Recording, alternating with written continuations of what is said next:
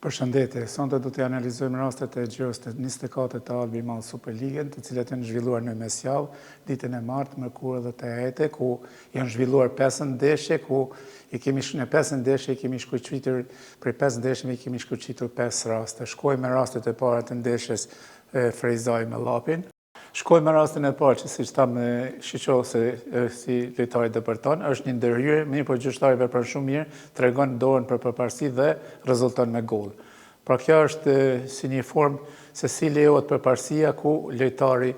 ja shiqo si është ndërhyrje në lojtarin e Llapit, mirë por gjyqtari vepron shumë mirë Ilir Mehmeti dhe me të drejtë ka lejuar përparësi ku rezulton edhe me gol, ku kemi golin e bukur të Llapit që shënon për rezultat 1-1.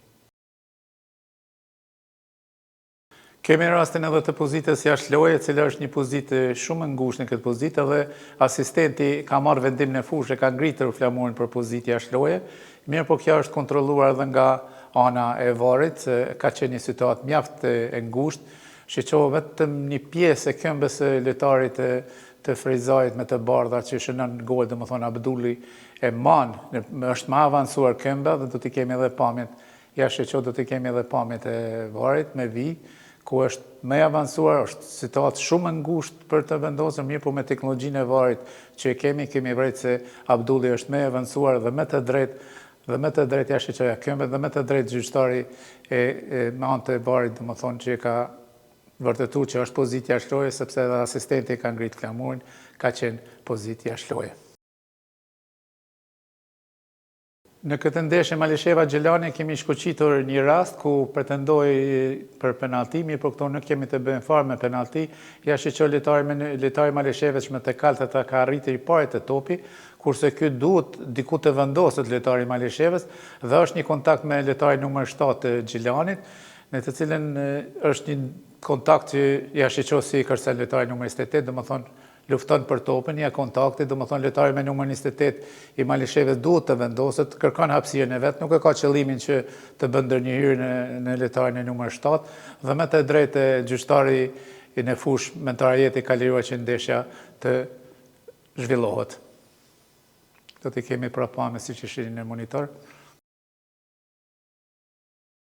Në ndeshjen Sareka Feronikli 74 kemi shkuqitur një rast që pretendohet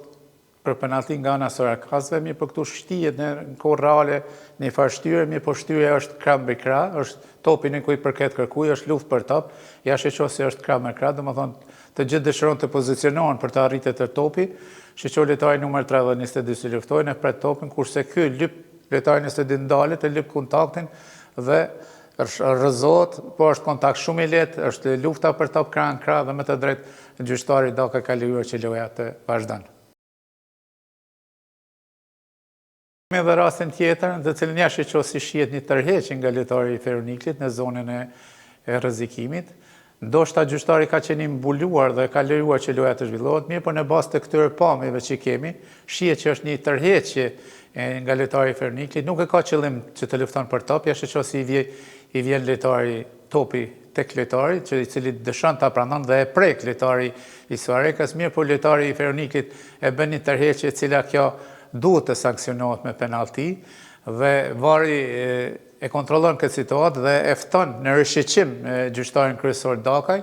i cili shkon në rishiqim të varit, e rishiqon një kohë këto pamje dhe nuk bindet për penalti dhe me të mendimi i vet që ka lejuar që loja të vazhdohet dhe kështu që në këtë rast gjyqtari Dakaj edhe pse ka rishiquar varin ka mbetë vendimi i tij që loja të luhet, çka ka qenë vendimi i gabuar se këtu shihet qartë tërheqja e lojtarit të Feroniklit për penalti dhe duhet që gjyqtari me rishiqim të vartë të merr vendim për penalti.